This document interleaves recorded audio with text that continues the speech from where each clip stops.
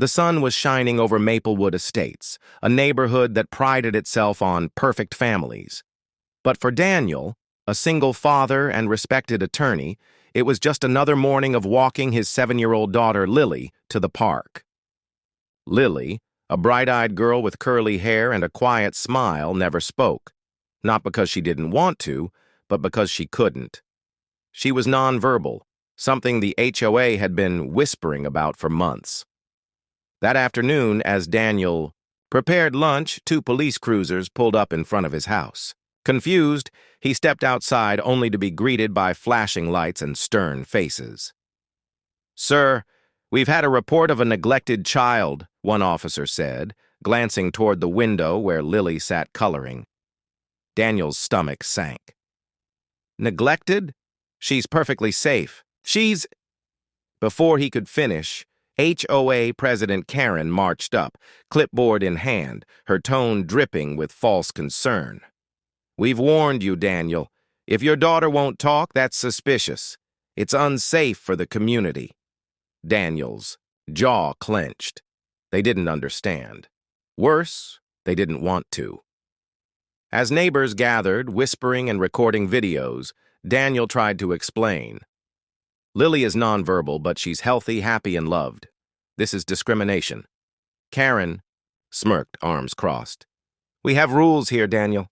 If your child won't interact, we can't guarantee the safety of the neighborhood kids. What if something's wrong with her? What if she's dangerous?" The words stung.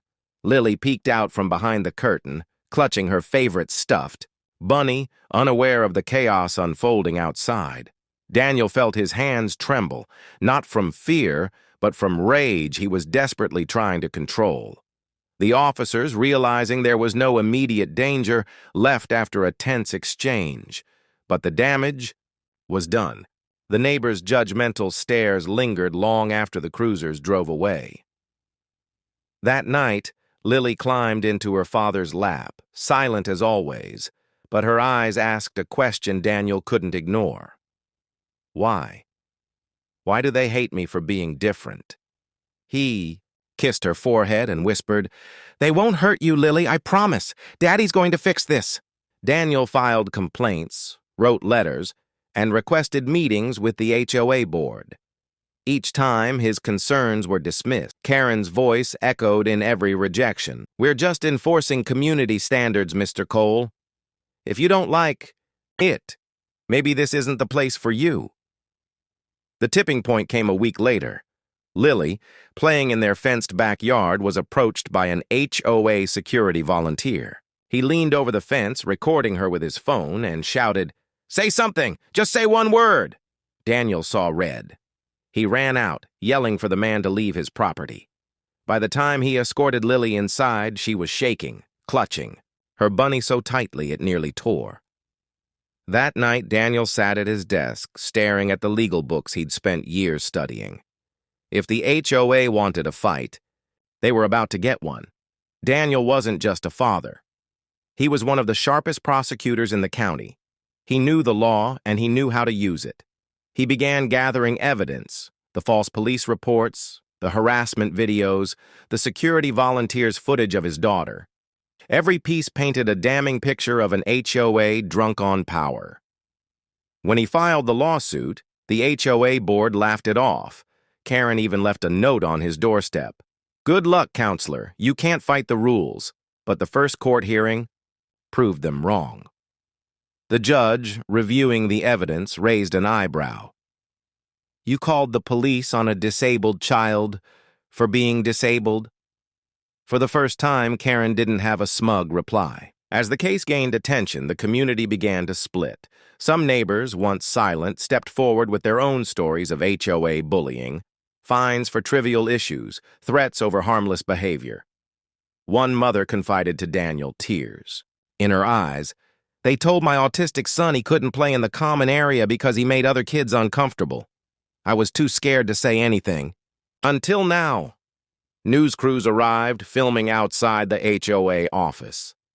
Karen tried to spin the narrative, claiming they were protecting the neighborhood, but the damage was done. People began to see the truth. This wasn't about rules. It was about control, and they had crossed a line.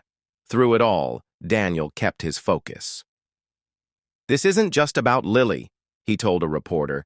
"This is about every family they've intimidated. It ends here." The courtroom was packed on the day of the trial.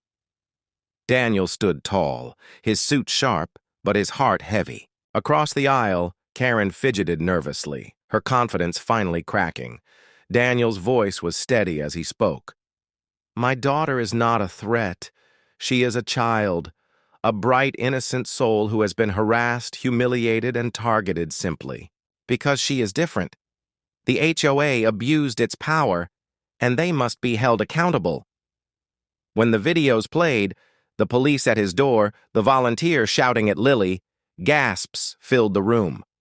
Karen's lawyer tried to argue that it was community safety, but no one was buying it.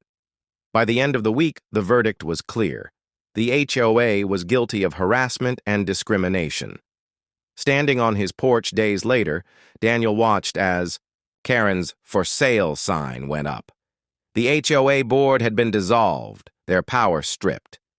Lily sat beside him, her little hand in his, the quiet of the neighborhood finally feeling peaceful. Neighbors stopped by, offering apologies. Some, even bringing gifts for Lily, coloring books, stuffed animals, flowers. Slowly, trust began to rebuild.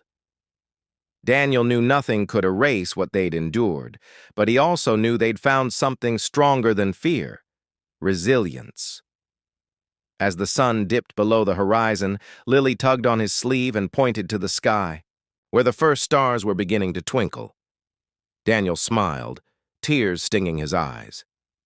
"You're safe now, sweetheart," he whispered. "They'll never hurt you again." And for the first time in months, Maplewood Estates felt like home.